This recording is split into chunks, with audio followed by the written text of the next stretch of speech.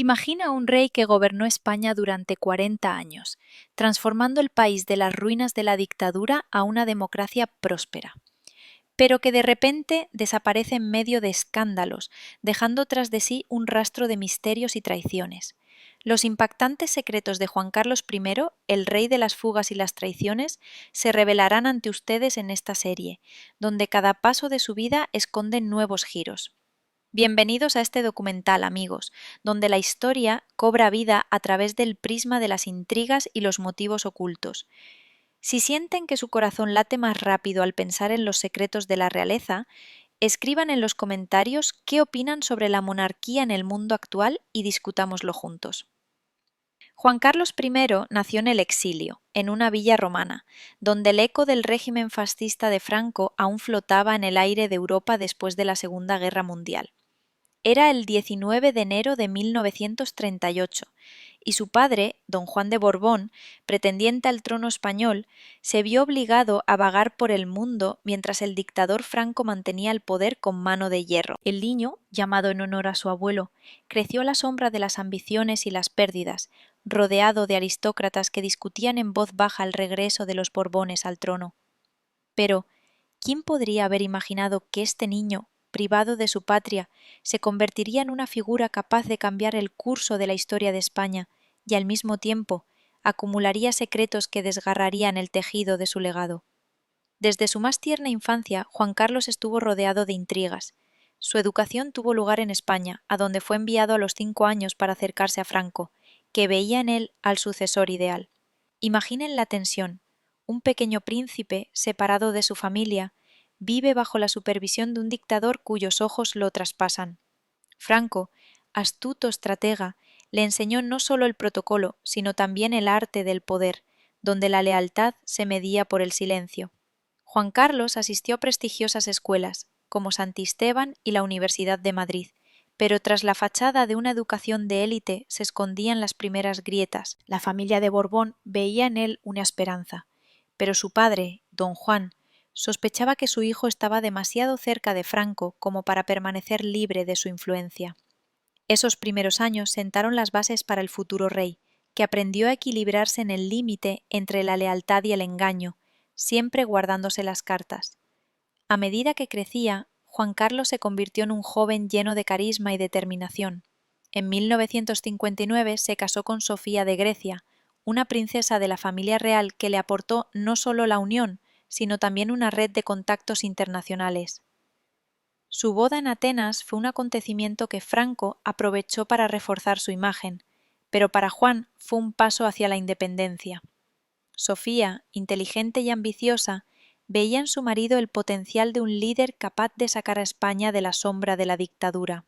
Sin embargo, incluso durante la luna de miel se susurraban dudas. ¿Podría Juan Carlos romper los lazos con Franco o estos se convertirían en una soga alrededor de su cuello? Estas preguntas flotaban en el aire mientras la pareja regresaba a Madrid, donde el Palacio de la Zarzuela se convirtió en su fortaleza y su jaula al mismo tiempo. El periodo de transición de España a finales de los años 60 fue una prueba para el joven príncipe. Franco, ya anciano, comenzó a delegar el poder, y Juan Carlos obtuvo cargos que lo preparaban para el trono, capitán de la Armada y luego general del Ejército. Viajó por todo el mundo, fortaleciendo las relaciones diplomáticas, desde Washington hasta Moscú, pero cada visita tenía un trasfondo oculto. Los estadounidenses veían en él un puente hacia la OTAN, los líderes soviéticos una oportunidad para debilitar a Occidente, y el propio Juan Carlos, con su encantadora sonrisa, recopilaba información que podría ser útil en el futuro. Pero la intriga iba en aumento. Los rumores sobre sus desacuerdos con Franco se filtraron a la prensa, insinuando que el príncipe no era solo una marioneta. En 1975, cuando Franco yacía en su lecho de muerte, España se paralizó a la espera. Juan Carlos, de pie junto al lecho del moribundo, sabía que su siguiente paso determinaría el destino de la nación. La muerte del dictador, el 11 de noviembre, abrió la puerta al cambio, pero también a las primeras sombras de traición que pronto se apoderarían de la corte real. La ascensión al trono se produjo rápidamente. El 22 de noviembre de 1975, Juan Carlos I fue proclamado rey, y España, aun sin recuperarse de la opresión franquista, lo miraba con esperanza. Prometió democracia, reformas y el fin del aislamiento, pero entre bastidores hervían las pasiones. El ejército, fiel al antiguo régimen, sospechaba de su liberalismo, y la oposición, incluidos comunistas y socialistas, esperaba cambios reales. El rey comenzó con pasos cautelosos, nombrando primeros ministros que mantenían el equilibrio entre lo antiguo y lo nuevo. Adolfo Suárez, su aliado más cercano, se convirtió en un instrumento en manos del monarca, promoviendo leyes de reforma política. Sin embargo, la intriga se escondía más profundamente. Juan Carlos se reunía en secreto con los líderes de la clandestinidad, prometiendo amnistía y libertad, pero siempre con la condición de lealtad a la corona. Estas negociaciones, llevadas a cabo en la penumbra de los gabinetes palaciegos, creaban una atmósfera de tensión, donde cada palabra podía convertirse en un acto de traición. El intento de golpe de Estado del 17 de febrero de 1981 fue un punto de inflexión que cambió para siempre la imagen del rey. Esa noche, cuando el teniente general Antonio Tejero irrumpió en el Parlamento con un grupo de guardias, España se encontró al borde de la guerra civil. Los diputados, aterrorizados, se escondieron debajo de las mesas, y el rey, en lugar de apoyar a los golpistas como muchos esperaban, apareció en televisión. Su discurso, pronunciado en uniforme, condenó la rebelión y llamó a la unidad. Millones de españoles, mirando la pantalla, vieron en él al salvador de la democracia.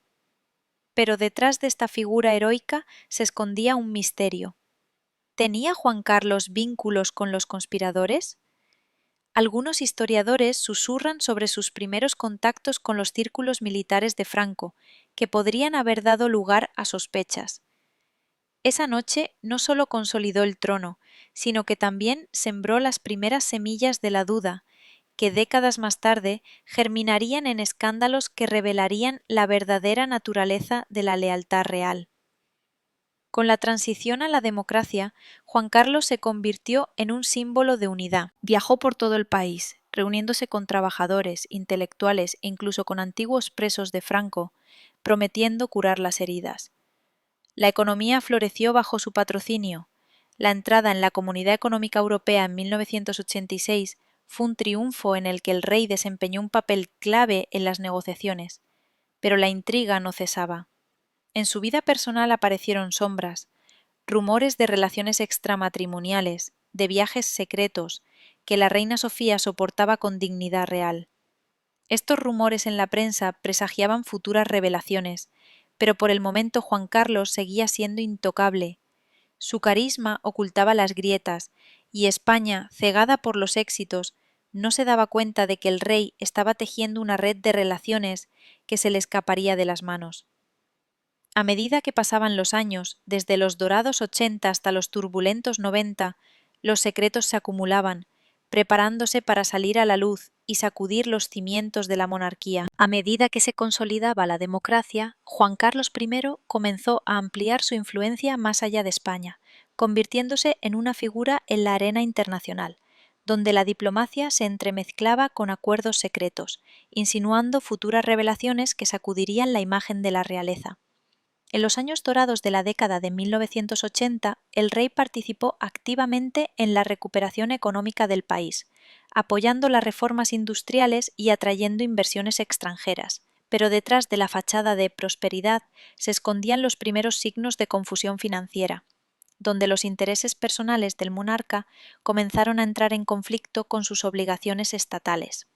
Esas relaciones con las élites empresariales que parecían beneficiosas para la nación se convirtieron gradualmente en una red de compromisos de la que el rey no pudo salir sin consecuencias, dejando al espectador en vilo a la espera del inevitable colapso. En 1986, la entrada de España a la Comunidad Económica Europea marcó una nueva etapa para el reino, y Juan Carlos desempeñó un papel central en las negociaciones, reuniéndose personalmente con los líderes europeos en Bruselas y París para convencerlos de la preparación del país para la integración. Sus viajes, acompañados de fastuosas recepciones, reforzaban la imagen del monarca como puente entre el viejo mundo y la nueva Europa, Pero entre bastidores, el rey entablaba relaciones con industriales como Jesús de Polanco, cuyos intereses en la construcción y la banca coincidían con las iniciativas reales. Estas reuniones, a menudo celebradas en el ambiente privado de yates y villas en las afueras, sentaron las bases para futuros flujos financieros en los que los regalos y los favores se convirtieron en la norma, y las fronteras entre la diplomacia oficial y el beneficio personal se difuminaron imperceptiblemente. La economía española crecía un 7% anual, creando una ilusión de estabilidad, pero el rey, en su búsqueda de prestigio mundial, corría el riesgo de verse envuelto en negocios que podrían considerarse corruptos. La intriga en torno a las finanzas personales de Juan Carlos aumentó en la década de los 90, cuando España se preparaba para los Juegos Olímpicos de Barcelona de 1992, un evento que el rey aprovechó para reforzar su estatus. Presidió el comité organizador, coordinando las inversiones en infraestructura y atrayendo patrocinadores de Arabia Saudita y otras monarquías petroleras, cuyos cheques por valor de miles de millones de pesetas convirtieron a Barcelona en un escaparate de éxito. Sin embargo, estas asociaciones no eran desinteresadas. El príncipe saudí Abdullah, futuro rey, regalaba a Juan Carlos artículos de lujo como relojes y joyas valorados en cientos de miles de euros, lo que a primera vista parecía un gesto de amistad entre monarcas, pero a medida que las cuentas se acumulaban, comenzaron a surgir preguntas. ¿Utilizaba el rey estas conexiones para su enriquecimiento personal o solo servían a los intereses de España? Las sombras de la duda crecían, especialmente cuando la prensa comenzó a notar el lujoso estilo de vida de la familia real, desproporcionado con respecto al presupuesto oficial. El matrimonio de Juan Carlos y Sofía, que parecía un sólido bastión de la monarquía, comenzó a resquebrajarse bajo el peso de los rumores sobre las aventuras amorosas del rey. A principios de los años 90, la prensa sensacionalista española comentaba en voz baja la aventura amorosa del rey con la modelo Elena Spachín, que supuestamente recibía regalos y atenciones incompatibles con la dignidad monárquica. La reina Sofía, conocida por su compostura, siguió cumpliendo con sus obligaciones públicas, sonriendo en recepciones y apoyando proyectos benéficos, pero en conversaciones privadas con sus allegados admitía su decepción. Estos incidentes, aunque ocultos al gran público, minaban la armonía interna del Palacio de la Zarzuela, donde los sirvientes y consejeros andaban de puntillas para no agravar el escándalo. Juan Carlos, maestro de la diplomacia, apagaba el fuego con compromisos, pero cada nueva aventura añadía una capa de tensión, insinuando que las debilidades personales del monarca podían convertirse en una vergüenza pública. A medida que se acercaba el milenio, estos secretos comenzaron a filtrarse, lo que llevó a preguntarse hasta qué punto el rey estaba atrapado en la red de sus deseos. El auge económico de los años 90 trajo nuevos retos a España, y Juan Carlos, como símbolo de estabilidad, intervino en crisis políticas como los escándalos del Partido Popular en 1995, cuando las acusaciones de corrupción afectaron incluso al primer ministro José María Aznar. El rey celebró reuniones a puerta cerrada en el palacio para convencer a los líderes de que mantuvieran la unidad, pero su papel en estas negociaciones despertó sospechas. ¿Recibía algo a cambio por su mediación? Los flujos financieros de los contratos internacionales, incluida la construcción de trenes de alta velocidad y puertos, pasaban por fondos cercanos a la monarquía, y aunque oficialmente todo era legal, los iniciados insinuaban que había comisiones y sobornos que acababan en cuentas offshore. Esta red invisible, que se extendía desde Madrid hasta Dubái, creaba una atmósfera de paranoia entre los allegados, donde cada consejero se preguntaba si el rey era consciente de los riesgos o si estaba cegado por su propio poder. La tensión iba en aumento mientras España celebraba sus éxitos, sin sospechar que los cimientos de la monarquía se estaban socavando desde dentro. La exposición de la familia real en los medios de comunicación se intensificó con la llegada del nuevo milenio, y Juan Carlos, acostumbrado a la lealtad de la prensa, comenzó a enfrentarse a las primeras críticas públicas. En 1998, la muerte de la infanta Margarita, su hermana, a causa de un cáncer, añadió drama personal, pero el rey utilizó el luto para reforzar su imagen de padre solícito de la nación. Sin embargo, los informes financieros del palacio, publicados anualmente, suscitaban preguntas. ¿De dónde procedían los fondos para aviones privados y yates si el presupuesto de la monarquía estaba limitado por el Parlamento? Estas discrepancias, aunque silenciadas, sembraron la semilla de la desconfianza entre los periodistas, que comenzaron a indagar más a fondo. Las relaciones con Arabia Saudí, en particular, se convirtieron en objeto de atención. Un crédito de 200 millones de dólares de Arabia Saudí para apoyar a empresas españolas supuestamente pasó por canales reales, lo que insinuaba la implicación personal de Juan Carlos. La intriga se intensificaba, haciendo que el espectador se preguntara si el rey era un genio de la estrategia o una víctima de su propia ambición, cuyas decisiones estaban a punto de derrumbarlo todo a su alrededor. A principios de la década de 2000, la salud del rey comenzó a deteriorarse, con las primeras operaciones para extirpar nódulos en la columna cervical, pero esto no le impidió continuar con su activa política exterior. Su visita a Irak en 2005, donde se reunió con Saddam Hussein antes de la guerra, fue uno de los momentos más controvertidos, lo que puso de relieve las arriesgadas maniobras diplomáticas del monarca. España se balanceaba entre los aliados y la neutralidad, y Juan Carlos, con sus contactos personales en el mundo árabe, intentaba suavizar las consecuencias, pero estos esfuerzos se convirtieron en críticas. ¿Por qué se metía el rey en la geopolítica arriesgando su reputación? Las sombras de la traición comenzaron a cernirse, especialmente cuando salieron a la luz detalles sobre la ayuda financiera de regímenes cuyos líderes más tarde cayeron en desgracia. A medida que Europa cambiaba, con la ampliación de la Unión Europea y las crisis mundiales, el rey se mantenía en el ojo del huracán, donde cada alianza podía convertirse en el último clavo en el ataúd de su legado, manteniendo la intriga en su punto álgido. El comienzo del nuevo milenio trajo consigo una ola de inestabilidad global, desde los atentados del 11 de septiembre hasta la crisis financiera de 2008, y España, que acababa de alcanzar la cima de su prosperidad, se encontró al borde del abismo, donde el rey Juan Carlos I, otrora símbolo de la unidad, comenzó a convertirse en la encarnación de los vicios ocultos y la hipocresía. Mientras millones de españoles perdían sus trabajos y sus hogares y el gobierno imponía medidas de austeridad extremas, la Casa Real seguía viviendo en un mundo de lujo y secretos, creando una brecha entre el monarca y el pueblo que parecía insuperable. Este abismo, lleno de rumores sobre riquezas secretas y relaciones prohibidas, se disponía a engullir el legado del rey, dejando a todos en vilo, esperando el momento en que la verdad saliera a la luz y destruyera todo lo que él había construido. Es en este periodo cuando aparece en escena la figura que se convertirá en el catalizador de la caída del rey, una aristócrata alemana llamada Corinna Thyssen-Wittgenstein, cuyo nombre pronto resonará en todos los rincones de España. Se conocieron en 2004, durante una cacería en Toledo, y lo que comenzó como una relación amistosa se convirtió rápidamente en un profundo vínculo emocional que fue mucho más allá de una simple novela.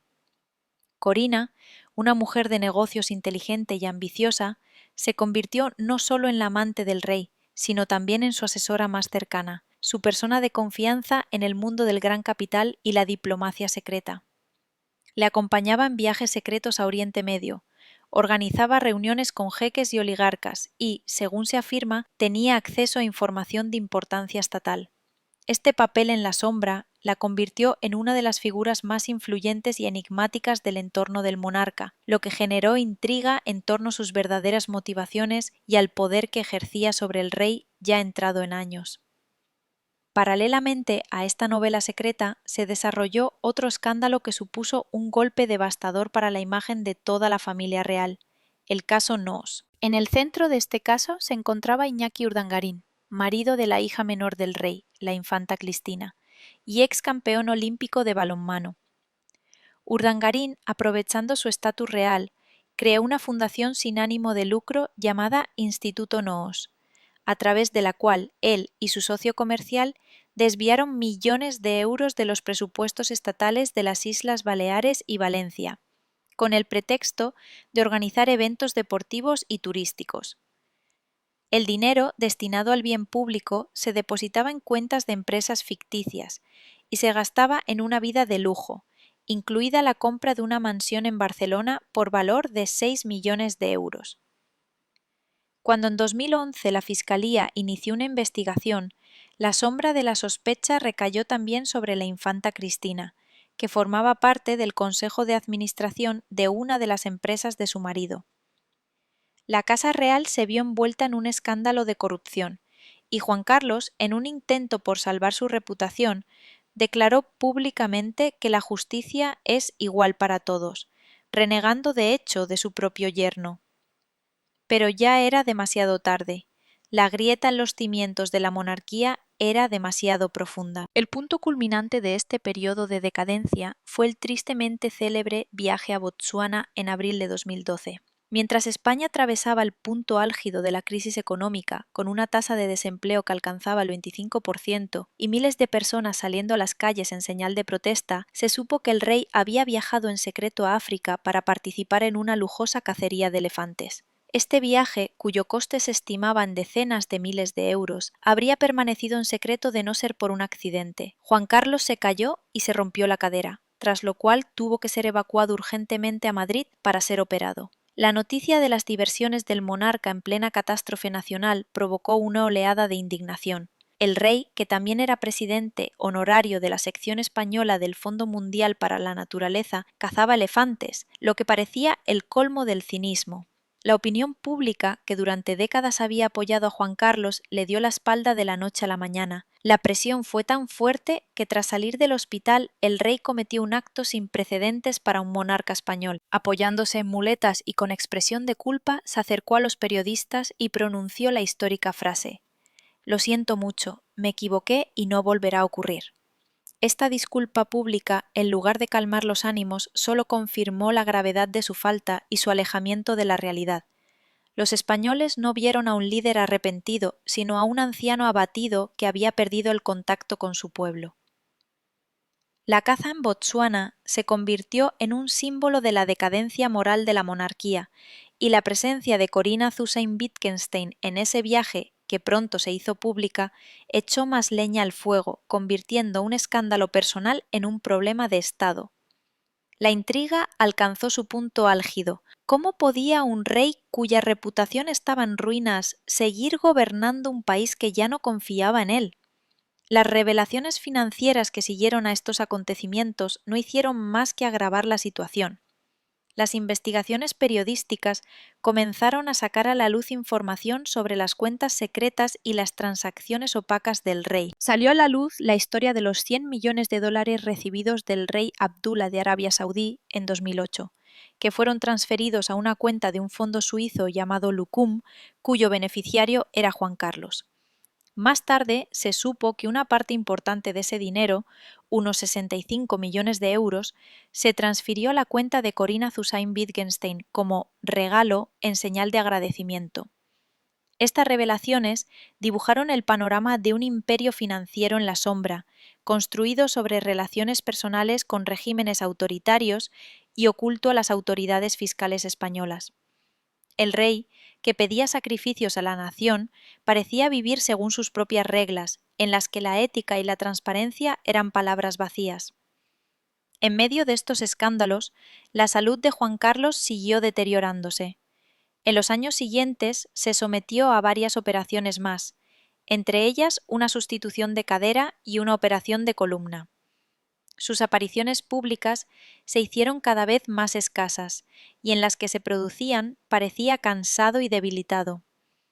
El poder se le escapaba de las manos, y con él el respeto. El Palacio La Zarzuela se convirtió en una fortaleza sitiada, donde los asesores intentaban desesperadamente encontrar una salida a la crisis. La reina Sofía mantenía una fría compostura en público, pero su distanciamiento de su marido era evidente para todos. La familia, que debía ser un bastión de estabilidad, se desmoronaba ante los ojos de todo el país. La cuestión de la abdicación dejó de ser un tabú y comenzó a debatirse activamente en los círculos políticos y en los medios de comunicación. La presión aumentaba cada día, y todos comprendían que la era de Juan Carlos I se acercaba a su trágico final, dejando tras de sí solo una estela de cuestiones sin resolver y un amargo sentimiento de traición. En 2014, el Palacio de la Zarzuela se convirtió en el epicentro de la tormenta, donde cada nuevo día traía consigo no alivio, sino nuevas oleadas de escándalos que amenazaban con borrar a la monarquía del mapa político de España. La presión sobre Juan Carlos I alcanzó su punto álgido. La opinión pública, que en su día había sido su principal baza, se volvió contra él con una furia que ni los consejeros de la corte ni los medios de comunicación leales pudieron contener. La aprobación de la monarquía cayó a un mínimo histórico, por debajo del 50%, y en el aire flotaba una pregunta tácita. ¿Cuánto tiempo más aguantaría el rey, cuyo nombre se había convertido en sinónimo de corrupción y traición? Esta atmósfera de asfixia e inevitabilidad preparó el terreno para el acto más dramático de su reinado, un paso que debía salvar la corona, pero que lo marcó para siempre como un monarca derrotado. La decisión de abdicar maduró en un ambiente de estricto secreto, lejos de las miradas curiosas de la prensa y el público. No fue un impulso espontáneo, sino un movimiento frío y calculado, dictado por el instinto de supervivencia de la dinastía. Durante varios meses, Juan Carlos mantuvo consultas secretas con su hijo, el príncipe Felipe, y el entonces presidente del gobierno, Mariano Rajoy. Las conversaciones se celebraron en los lúgubres gabinetes del palacio, donde no se discutieron sentimientos, sino estrategias. Felipe, con su impecable reputación y su imagen moderna, parecía ser la única oportunidad de salvación. Era todo lo contrario a su padre, reservado, culto, casado con la experiodista Leticia Ortiz, una mujer del pueblo. El traspaso del poder a su hijo debía convertirse en un símbolo de renovación, un intento de pasar página y empezar de cero. La intriga radicaba en cómo se plantearía esta salida, como un gesto noble o como una capitulación forzosa. El 2 de junio de 2014, España se paralizó.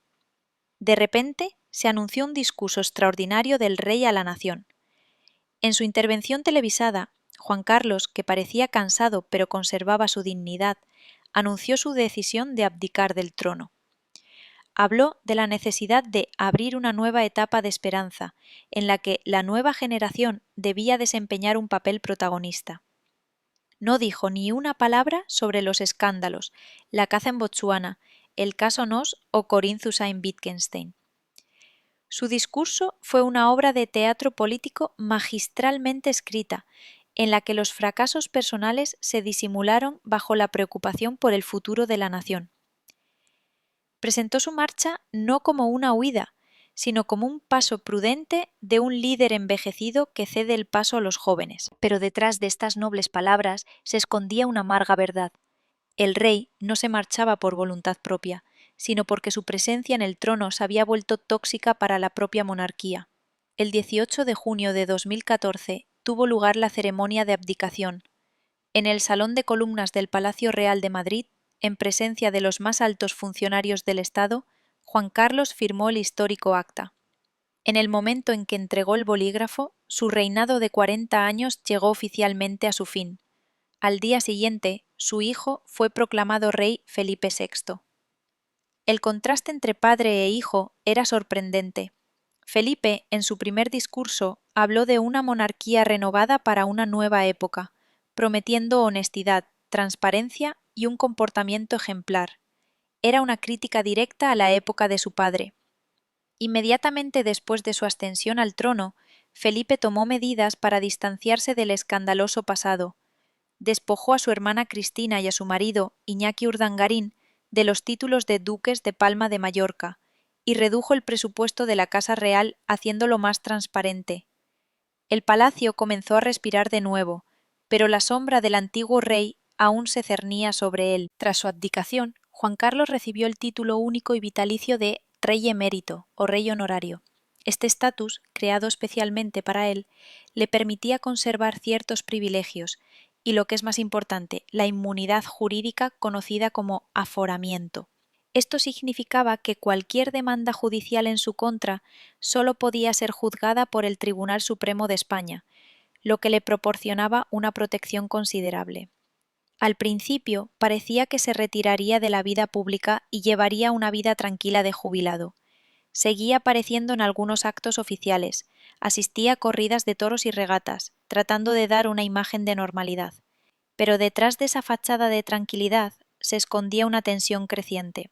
Los escándalos que llevaron a su abdicación no habían desaparecido. Las investigaciones sobre su yerno continuaban, y los fiscales suizos ya empezaban a mostrar interés por los misteriosos fondos y cuentas relacionados con su nombre. La intriga en torno a su legado financiero no hacía más que aumentar. Tras su abdicación, los periodistas obtuvieron más libertad para investigar y comenzaron a salir a la luz nuevos detalles sobre sus vínculos con las monarquías de Oriente Medio. Surgieron historias sobre regalos costosos, comisiones opacas por la intermediación en grandes contratos internacionales, como la construcción de una línea ferroviaria de alta velocidad entre Medina y la Meca en Arabia Saudita. La suma de 100 millones de dólares recibida del rey saudí se convirtió en el elemento central de estas revelaciones. Las preguntas se multiplicaban. ¿Era esta la única transacción de este tipo? ¿Cuántos regalos más se habían recibido durante los años de reinado? ¿Y dónde había ido a parar todo ese dinero? El rey emérito guardaba silencio, refugiándose tras su escudo legal, pero su silencio era ensordecedor. Las relaciones dentro de la familia real seguían siendo extremadamente tensas. El rey Felipe VI se encontró en una situación increíblemente difícil. Tenía que salvar la monarquía y al mismo tiempo lidiar con el legado de su propio padre. Cualquier paso que diera para garantizar la transparencia se percibía como un golpe a Juan Carlos. La reina Sofía seguía desempeñando sus funciones con gélida profesionalidad, pero sus apariciones públicas con su marido se hicieron esporádicas, lo que ponía de manifiesto su total distanciamiento. La familia se había dividido. La abdicación no trajo la paz, sino que solo abrió un nuevo capítulo en este prolongado drama. Juan Carlos, despojado de la corona y del poder, se convirtió en un fantasma que vagaba por los pasillos del palacio, cuyo pasado amenazaba con destruir el futuro de su hijo. Todos comprendían que se trataba de la calma que precedía a una nueva tormenta aún más devastadora, y el espectador permanecía en la angustiosa espera de la siguiente revelación. Los años que siguieron a la abdicación fueron para Juan Carlos I la calma antes de la tormenta, la ilusión de paz que estaba a punto de hacerse añicos bajo el peso de su pasado. Creía que el título de rey emérito y la inmunidad jurídica se convertirían en una fortaleza inexpugnable, pero no tuvo en cuenta una cosa. Los secretos más peligrosos no se guardan en las cajas fuertes de los bancos, sino en la memoria de las personas ofendidas, y esa persona resultó ser Corinna Zusain-Wittgenstein, la mujer que sabía más sobre él que nadie. Son precisamente sus palabras, grabadas en secreto y difundidas, las que abrirán la caja de Pandora, liberando a los demonios que destruirán definitivamente la reputación del rey y le obligarán a huir de su propio país, dejando tras de sí solo desprecio y preguntas sin respuesta. En 2018 se filtraron en los medios de comunicación españoles unas grabaciones de audio que causaron un efecto devastador. Se trataba de conversaciones entre Corinna y el escandaloso excomisario de policía José Manuel Villarrejo, grabadas en Londres en 2015. En estas impactantes confesiones, Corinna, sin sospechar que estaba siendo grabada, hablaba con sorprendente franqueza sobre las maquinaciones financieras del rey emérito. Afirmaba que Juan Carlos la había utilizado como testaferro para ocultar sus activos y propiedades inmobiliarias. Describió con detalle cómo había recibido una comisión colosal, esos mismos 100 millones de dólares, de Arabia Saudí por mediar en el contrato para la construcción de una línea ferroviaria de alta velocidad a la Meca. Habló de las cuentas en bancos suizos a nombre de fondos ficticios como Lucum, y de cómo el rey intentó transferir parte de su fortuna para evitar la atención de las autoridades fiscales. No se trataba de un simple rumor, sino de un testimonio de primera mano, de una persona del círculo más cercano. Toda España escuchó lo que antes solo se susurraba en los pasillos. Estas grabaciones fueron el detonante de una investigación internacional. El fiscal suizo Yves Bertosa, conocido por su meticulosidad en los casos de delitos financieros, abrió una causa por blanqueo de capitales a gran escala. Su atención se centró en la transferencia de 65 millones de euros de la cuenta del fondo Lucum a la cuenta personal de Corinna. Ella afirmó que se trataba de un regalo, un acto de generosidad del rey. pero para la Fiscalía parecía un clásico caso de blanqueo de fondos obtenidos ilegalmente. Los investigadores suizos comenzaron a congelar cuentas, enviar solicitudes a España y Arabia Saudí, desentrañando una compleja red de empresas offshore y transacciones secretas. La fortaleza de la inmunidad jurídica de Juan Carlos comenzó a resquebrajarse, ya que sus acciones ahora se investigaban fuera de España, donde su estatus no tenía ningún peso. El cerco se cerraba lenta pero inexorablemente. Para el rey Felipe VI, estas revelaciones se convirtieron en una verdadera pesadilla. La reputación de la monarquía, que tanto se había esforzado por restaurar, se vio nuevamente amenazada por los pecados de su padre. La presión de la sociedad y de los partidos políticos, especialmente los de izquierda y republicanos, exigía medidas decisivas. Felipe se enfrentó a una terrible elección: mantener la lealtad a su padre o salvar la corona. Eligió lo segundo. El 15 de marzo de 2020, en plena pandemia del coronavirus, cuando todo el país estaba confinado en sus casas, el Palacio Real publicó un comunicado sin precedentes. El rey Felipe VI renunciaba públicamente a cualquier herencia futura que pudiera recibir de su padre y, lo que es aún más impactante, privaba a Juan Carlos de la pensión anual del Estado, que ascendía a casi 200.000 euros. Fue una ruptura fría y quirúrgicamente precisa. El hijo renegaba públicamente de su padre, enviando un mensaje claro: la monarquía ya no cubriría sus actos. Este acto, destinado a salvar la institución, parecía la última traición a los ojos del viejo rey. Tras la investigación suiza y la reacción de Felipe, el sistema judicial español ya no podía permanecer al margen. En junio de 2020, la Fiscalía del Tribunal Supremo de España anunció el inicio de su propia investigación preliminar sobre Juan Carlos. Dado que aún gozaba de la condición de aforado, solo el Tribunal Supremo podía juzgarlo. La investigación se centró en su presunta participación en el contrato para la construcción del ferrocarril a La Meca, pero solo durante el periodo posterior a su abdicación en 2014, ya que hasta ese momento gozaba de inmunidad absoluta como jefe de Estado. Pero incluso eso supuso un golpe devastador. La mera posibilidad de que el antiguo monarca, artífice de la democracia, pudiera ser procesado y comparecer ante los tribunales sacudió los cimientos del Estado. En el verano de 2020, la situación se volvió insoportable. Cada día traía nuevas filtraciones a la prensa, nuevos detalles sobre la lujosa vida del rey emérito, sus cuentas secretas y sus amigos dudosos. El gobierno socialista, encabezado por Pedro Sánchez, insinuaba cada vez más claramente que la presencia de Juan Carlos en España se había vuelto preocupante y socavaba la confianza en las instituciones del poder. Entre bastidores, comenzaron tensas negociaciones entre el Palacio de la Zarzuela, el gobierno y el propio Juan Carlos. Se le ofreció una salida que le permitiría evitar la humillación definitiva, el exilio voluntario. Abandonar el país para proteger a su hijo y a la monarquía de una mayor vergüenza. El 3 de agosto de 2020 se supo que Juan Carlos I había abandonado España. Su partida estuvo envuelta en el misterio, nadie sabía con certeza a dónde se había dirigido. Al principio corrieron rumores sobre la República Dominicana o Portugal. Solo 2 semanas después, la Casa Real confirmó que el rey emérito se encontraba en los Emiratos Árabes Unidos, en Abu Dhabi, visitando a su viejo amigo, el príncipe heredero Mohammed bin Zayed. La ironía era cruel. El hombre que había traído la democracia a España buscaba refugio en una de las monarquías absolutas más ricas y autoritarias del mundo. Su partida se formalizó en una carta dirigida a su hijo, en la que explicaba su decisión por el deseo de facilitar el cumplimiento de Felipe de sus obligaciones y no crear problemas a la corona.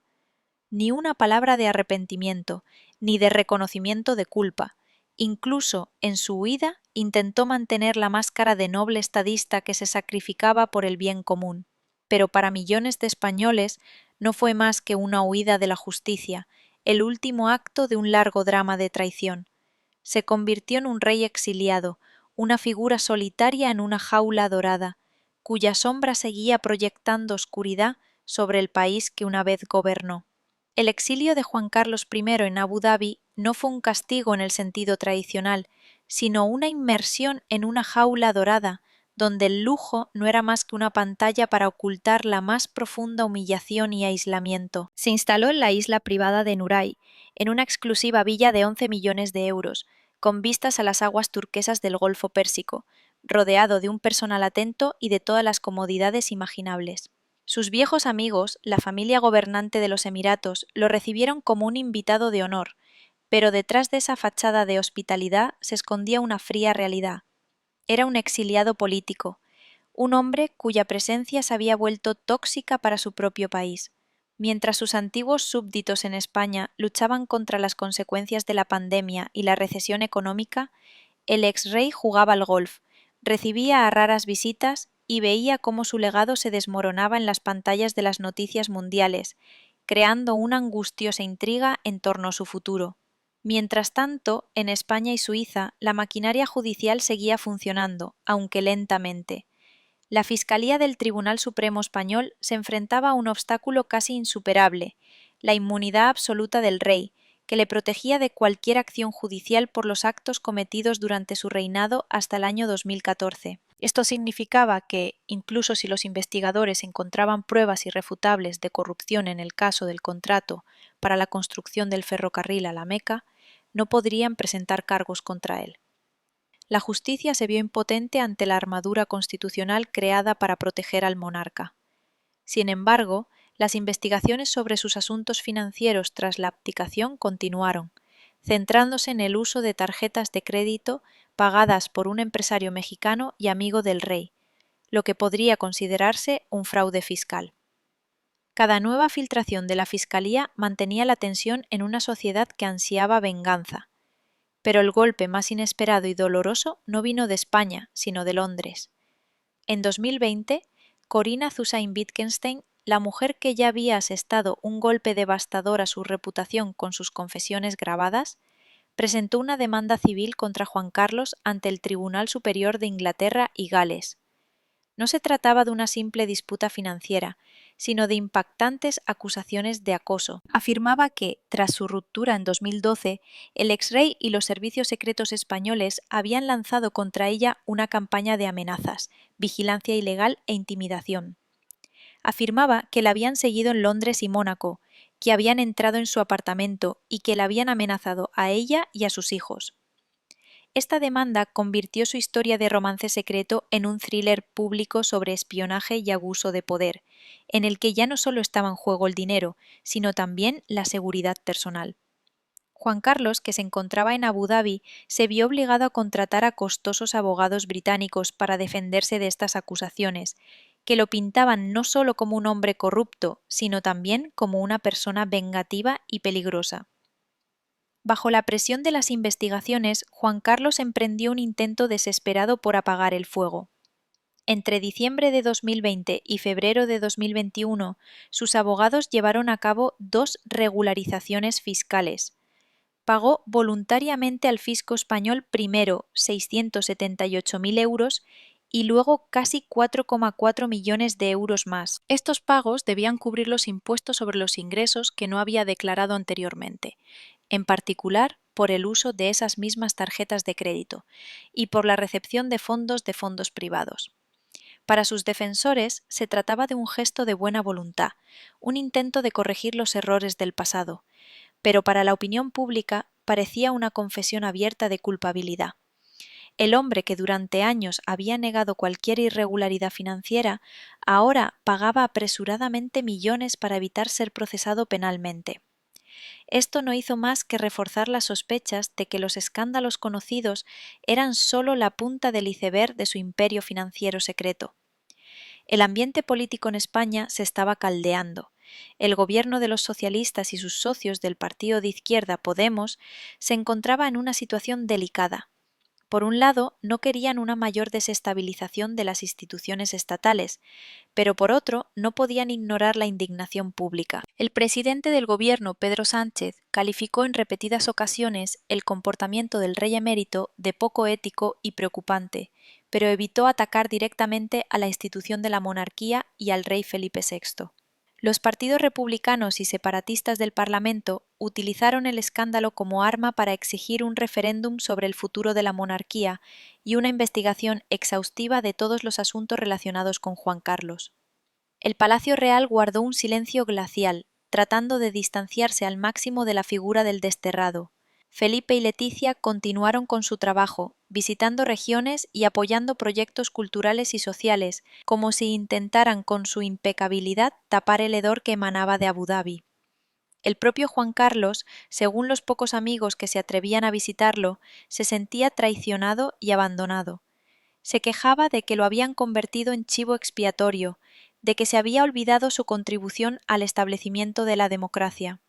Añoraba España, a sus amigos, las regatas de vela en San Xenxo y las corridas de toros en la Plaza de las Ventas. Comenzaron a filtrarse rumores sobre su deseo de regresar a su patria, al menos por un tiempo. Estos rumores provocaron una nueva ola de debates políticos. ¿Tenía derecho a regresar? Y si era así, ¿en qué condiciones? Su figura dividía a la sociedad. Unos veían en él a un anciano enfermo que merecía el derecho a morir en su tierra natal. Otros a un criminal que primero debía comparecer ante la justicia. La cuestión de su regreso se convirtió en un rompecabezas político sin una solución fácil, que mantenía a todo el país en tensión. Pero si volvería como padre perdonado de la nación o como exiliado despreciado para morir en tierra extranjera, seguía siendo el principal misterio, aún sin resolver. En marzo de 2022, tras año y medio de angustiosa espera y continuas filtraciones a la prensa, la sociedad española recibió una noticia que debía poner punto final a la saga judicial sobre Juan Carlos I, pero que en cambio se convirtió en un punto suspensivo en su condena moral. La Fiscalía del Tribunal Supremo de España anunció el archivo de las 3 investigaciones abiertas contra el rey emérito. Las puertas de la justicia, que parecían a punto de cerrarse tras él, se cerraron lentamente sin dejarle entrar. Para los partidarios de la monarquía fue una señal de absolución, una prueba de que todas las acusaciones no eran más que una caza de brujas motivada políticamente. Pero para millones de españoles fue una amarga confirmación de sus peores temores. En España existe una justicia para los ciudadanos de a pie y otra muy diferente para los reyes. Las razones para cerrar los casos eran un complejo mosaico jurídico que la Fiscalía expuso en un documento de muchas páginas, pero que se reducía a 3 puntos principales.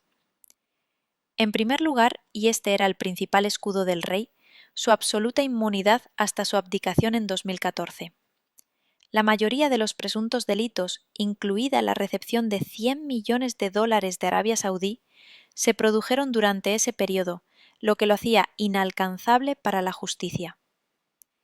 En segundo lugar, en algunos otros episodios, especialmente los relacionados con su patrimonio en los años 90 y 2000, había prescrito el delito. Y en tercer lugar, en lo que respecta a las acusaciones de fraude fiscal tras su abdicación, sus regularizaciones fiscales voluntarias en las que pagó más de 5 millones de euros al fisco funcionaron como una maniobra legal que impidió que se presentaran cargos formales.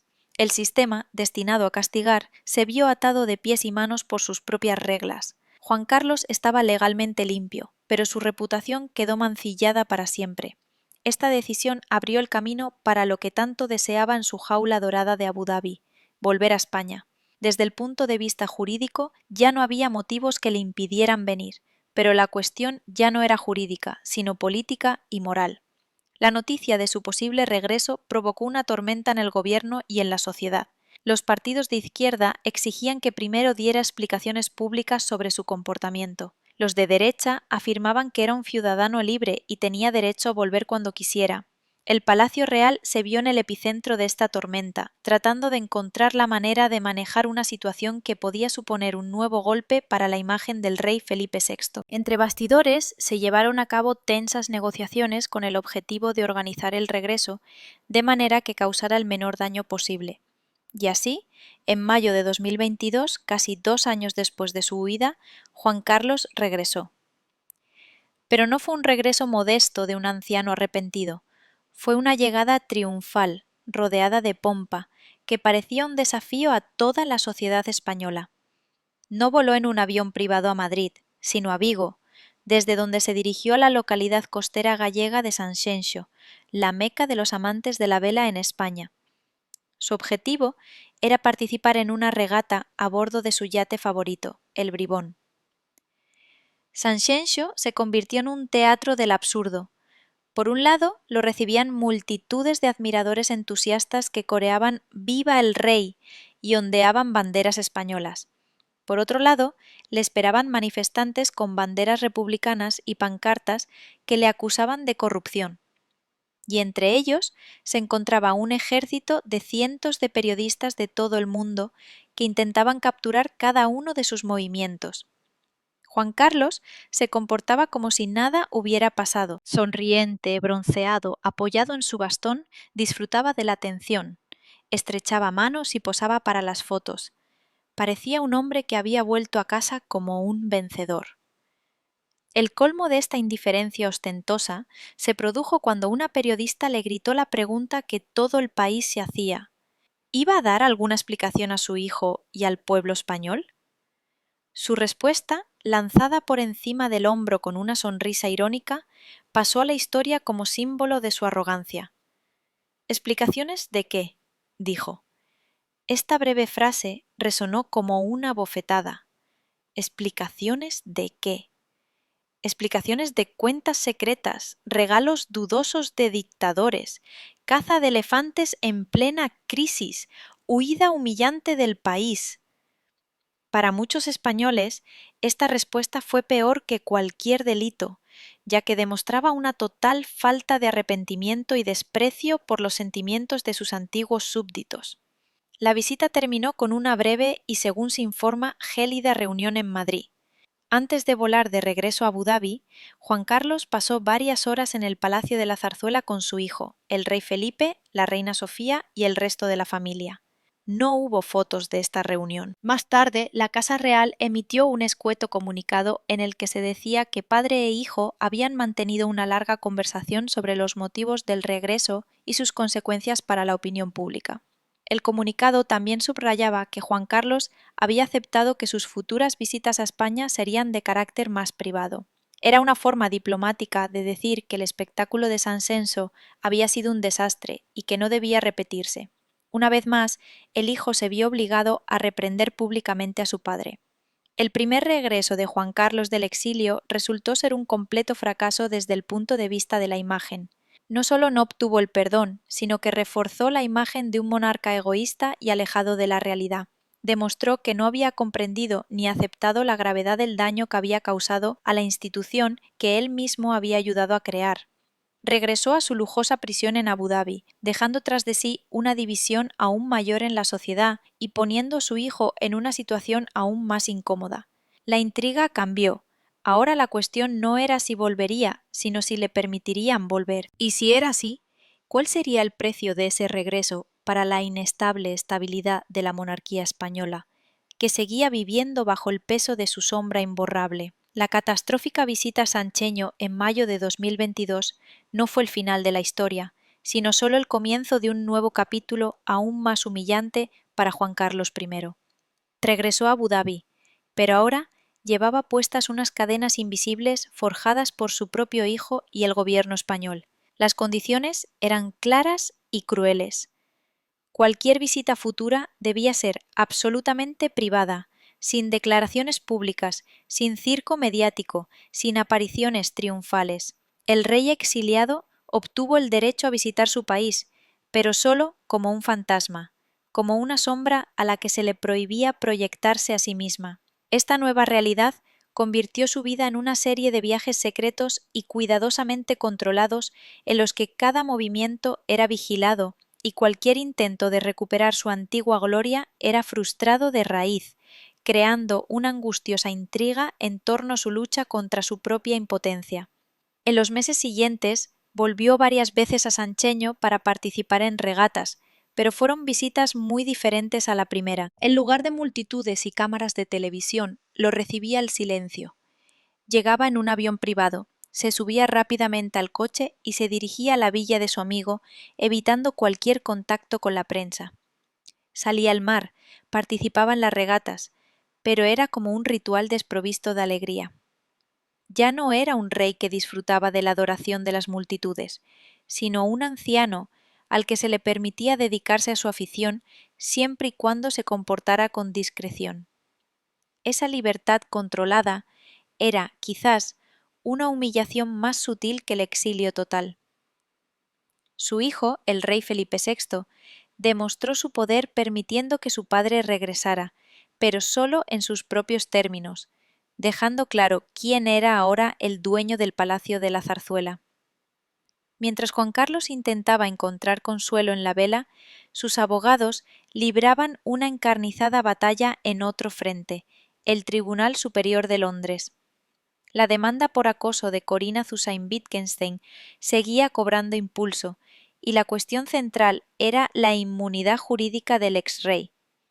Su defensa argumentaba que, como antiguo soberano, seguía gozando de inmunidad frente a la persecución judicial en los tribunales británicos. Pero en marzo de 2023, el Tribunal de Apelación dictó una sentencia que supuso otro duro golpe para él. El tribunal dictaminó que cualquier inmunidad que pudiera tener había terminado en el momento de su abdicación en 2014. En cuanto a las acciones realizadas antes de esa fecha, no pueden considerarse actos de Estado si se trata del enjuiciamiento de un particular. Esto significaba que la demanda civil podía ser admitida a trámite. La sombra de un juicio en el que tendría que responder a preguntas humillantes sobre su relación con Corina y las acciones de los servicios secretos se cernía de nuevo sobre él. La manifestación más clara de su nueva condición de fantasma en la fiesta fueron los acontecimientos familiares que no podía ignorar. En enero de 2023 se celebró en Atenas el funeral del rey Constantino II de Grecia, hermano de la reina Sofía. Fue una gran reunión de la aristocracia europea y toda la familia real española, incluida el rey Felipe, la reina Leticia y la reina Sofía, acudió para rendir homenaje. También acudió Juan Carlos. Por primera vez en mucho tiempo, toda la familia se reunió en un acto público, y el lenguaje de sus cuerpos hablaba más alto que cualquier palabra. En las fotografías que dieron la vuelta al mundo se veía a Juan Carlos apoyado en el brazo de un guardaespaldas, caminando detrás de su familia. La reina Sofía se mantenía a distancia, con el rostro impenetrable. Durante la ceremonia se sentaron separados. Este momento se convirtió en un símbolo visual de la división, del muro invisible que ahora separaba al hombre que creó la monarquía española moderna y a la propia monarquía. Este aislamiento se sentía no solo a nivel familiar, sino también a nivel político. Cada vez que visitaba España, por muy discreta que fuera su visita, provocaba una nueva ola de críticas por parte de los partidos de izquierda, y suponía un quebradero de cabeza para el gobierno. Se convirtió en moneda de cambio en la lucha política interna. Al mismo tiempo, su figura seguía atrayendo la atención de los medios de comunicación internacionales. Seguían apareciendo documentales, libros e investigaciones periodísticas que desvelaban nuevos detalles de su vida secreta, sus transacciones financieras y sus numerosas aventuras amorosas. Se convirtió en un personaje, en una anécdota histórica, en una historia con moraleja sobre lo alto que se puede llegar y lo bajo que se puede caer.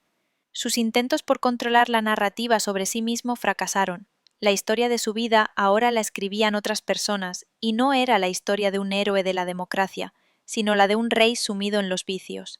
En su jaula dorada de Abu Dhabi, rodeado de lujo pero sin influencia ni respeto reales, Juan Carlos, según dicen unos pocos allegados, se sumía cada vez más en reflexiones sobre su legado.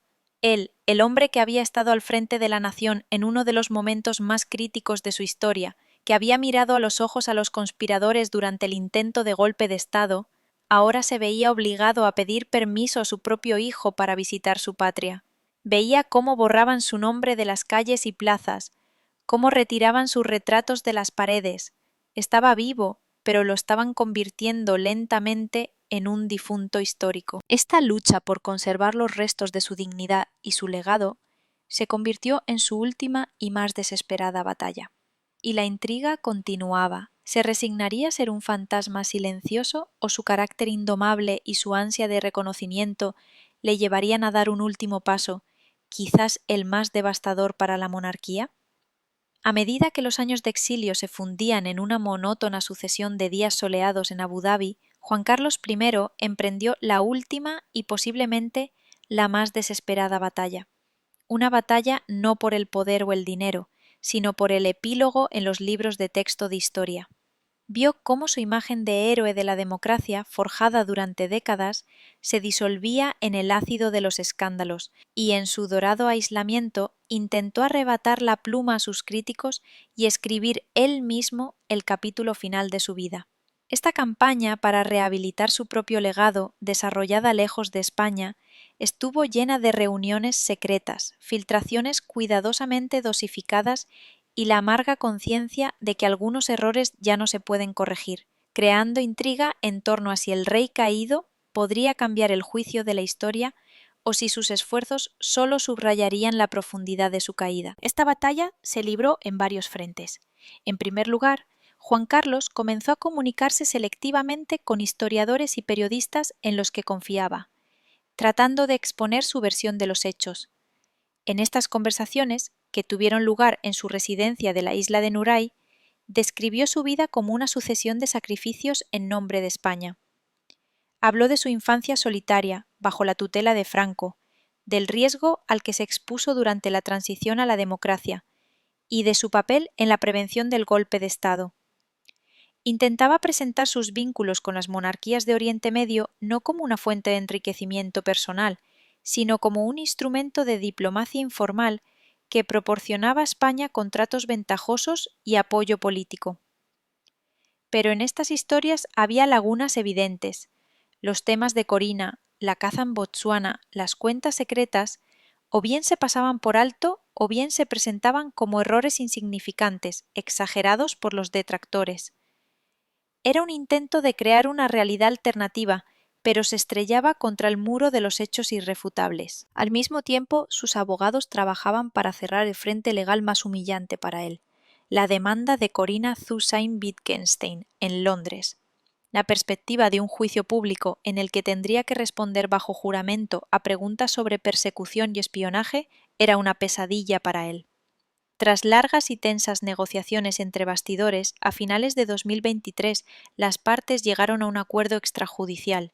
Los términos del acuerdo se mantuvieron en el más estricto secreto, pero el mero hecho de que se hubiera llegado a él era elocuente. Corina retiró su demanda y, según los rumores, Juan Carlos le pagó una importante suma en concepto de indemnización. Para él fue una victoria táctica que le permitió evitar la humillación pública, pero para los observadores pareció un reconocimiento tácito de que había algo de verdad en las acusaciones de ella. Compró el silencio, pero no pudo comprar el perdón ni el olvido. Sin embargo, el golpe más doloroso a sus intentos de volver al centro de la narración histórica no lo asestaron sus enemigos, sino su propia familia. El 31 de octubre de 2023, la heredera al trono, su nieta, la princesa Leonor, cumplió 18 años. Ese día, de conformidad con la Constitución, prestó juramento de lealtad a la Constitución en el Parlamento español, el mismo ritual que su padre Felipe había realizado en 1986. Fue un acontecimiento de enorme importancia estatal que simbolizaba la continuidad y el futuro de la monarquía. A la ceremonia asistieron el rey Felipe, la reina Leticia, la infanta Sofía y representantes de todos los poderes del Estado. Pero había una persona que no estaba allí. Juan Carlos no fue invitado. Su ausencia fue ensordecedora. No se trataba de un simple detalle protocolario, sino de una poderosa señal política. El futuro de la dinastía de los Borbones se construye sin él. Su figura se considera tóxica incluso para una celebración familiar y estatal tan importante. Más tarde, ese mismo día, se celebró una fiesta familiar privada en el Palacio del Pardo, a la que Juan Carlos acudió desde Abu Dhabi. Pero también aquí su aislamiento fue evidente. Llegó y se marchó por separado del resto de los miembros de la familia. Las fotos de este evento, filtradas a la prensa, lo mostraban como un extraño en su propia fiesta familiar, una figura del pasado que solo apareció por un momento para recordar su presencia y luego volvió a desaparecer. Esta ejecución simbólica de su papel como patriarca de la familia fue quizás la más amarga de todas las humillaciones. Él, que había cedido la corona a su hijo, ahora estaba excluido de la ceremonia que garantizaba su transferencia a su nieta. En el contexto de estos acontecimientos, su estado físico seguía siendo motivo de preocupación. Ya tenía más de 85 años, dependía cada vez más de la ayuda de otros para caminar, y sus apariciones públicas, incluso las escasas en Saneño, mostraban la fragilidad de un hombre envejecido. El contraste entre su cuerpo débil y su mirada aún viva y penetrante creaba la trágica imagen del rey Lear, despojado de su poder pero no de su orgullo. Su vida en el exilio se convirtió en una espera, la espera de la próxima visita, la próxima regata, las próximas noticias de España, pero sobre todo era la espera del final, y junto con él crecía la última y principal intriga de su vida y muerte. ¿Dónde encontraría su último refugio? ¿Se le permitiría ser enterrado en el Panteón de los Reyes en el monasterio del Escorial, junto a sus antepasados, los grandes reyes de España? ¿O su destierro sería eterno, e incluso después de su muerte se le negaría el derecho a descansar en la tierra que una vez gobernó? Esta pregunta quedó sin respuesta, convirtiendo el final de su vida en el último enigma sin resolver. La era de Juan Carlos I llega a su fin no con el estruendo de las fanfarrias reales, sino con el suave susurro de la arena en Abu Dhabi, donde el tiempo para el antiguo monarca ha ralentizado su curso, convirtiéndose en una espera interminable. Su debilidad física se ha hecho evidente para todos, y las escasas noticias que llegan desde su jaula dorada hablan de un hombre que finalmente se ha enfrentado a su enemigo más temible, su propio legado. La historia que él intentó controlar tan desesperadamente se le escapó de las manos y ahora se escribe sin su participación, en las páginas de los periódicos, en las aulas universitarias y en las discusiones de los españoles de a pie. Y mientras su cuerpo se apaga lejos de su patria, sobre España se cierne la última y más sombría intriga. ¿Cuál será el veredicto final de la historia? Y si la monarquía de su hijo podrá alguna vez librarse por completo de la sombra de su padre exiliado. La cuestión central y más simbólica que determina la tragedia de su final es la de su entierro. ¿Dónde encontrará su último refugio el cuerpo del hombre que durante 40 años llevó la corona de España? Por tradición, los monarcas españoles descansan en el majestuoso Panteón de los Reyes, en el monasterio del Escorial, un mausoleo de mármol donde yacen sus antepasados, desde Carlos V hasta sus propios padres, el conde y la condesa de Barcelona. Pero el protocolo es estricto. Este lugar está destinado a los monarcas fallecidos durante su reinado. Juan Carlos abdicó. Murió como soberano el día en que firmó el acta de abdicación. Su caso no tiene precedentes y coloca a su hijo, el rey Felipe VI, ante una elección insoportable. Enterrarlo en el Escorial significa reconocer simbólicamente que es igual a los demás reyes, ignorando la vergüenza del exilio, lo que provocará una tormenta de indignación en la sociedad. Negarle ese derecho significaría marcarlo para siempre como un paria, infligiendo una última herida a su padre y sentando un precedente que debilitaría la sacralidad de la propia dinastía. Esta cuestión convirtió su futura muerte de una tragedia personal en un problema de Estado. Es muy probable que la historia escriba sobre él dos biografías paralelas e incompatibles entre sí. En una, será el último gran estadista del siglo XX, un monarca sabio y valiente que desmanteló pacíficamente la dictadura, condujo al país a través de las peligrosas aguas de la transición a la democracia y lo salvó de un golpe militar. En esta versión, sus defectos personales se presentarán como notas al pie, como debilidades insignificantes de un gran hombre. En otra biografía, la que se escribe hoy, será un símbolo de la corrupción sistémica, la hipocresía y el abuso de poder. Aparecerá como un hombre que utilizó su posición para enriquecerse personalmente, traicionó la confianza de su pueblo y vivió una doble vida, oculta a los ojos ajenos. En esta versión se revisará su papel en la transición a la democracia, y surgirán preguntas sobre si toda su carrera fue un gran acuerdo con las élites del antiguo y del nuevo régimen. Solo el tiempo dirá cuál de estas versiones prevalecerá. La ironía del destino es que el legado más significativo de Juan Carlos podría ser precisamente la supervivencia de la monarquía, que solo fue posible gracias a su caída. Los escándalos que llevaron a su abdicación obligaron a la Casa Real a llevar a cabo una dolorosa pero necesaria limpieza. el rey Felipe VI ha construido su reinado en completo contraste con la época de su padre. Su estilo se caracteriza por la discreción, la transparencia, la moderación financiera y un comportamiento familiar impecable. Él y la reina Leticia han creado la imagen de una monarquía moderna, profesional y algo aburrida, desprovista del glamour y los vicios del pasado. Con su caída, Juan Carlos le dio a su hijo la oportunidad de reconstruir la institución sobre una base nueva y más sólida, basada no en el carisma de una sola persona, sino en la rendición de cuentas y el servicio. De este modo, se convirtió involuntariamente en el padre fundador no solo de la antigua, sino también de la nueva y renovada monarquía española. Pero mientras el antiguo rey vive sus últimos días en Abu Dhabi, el fantasma de su pasado sigue rondando por España. Su nombre sigue provocando acaloradas discusiones, dividiendo a familias y partidos políticos. Para unos sigue siendo un símbolo de unidad, para otros un símbolo de vergüenza.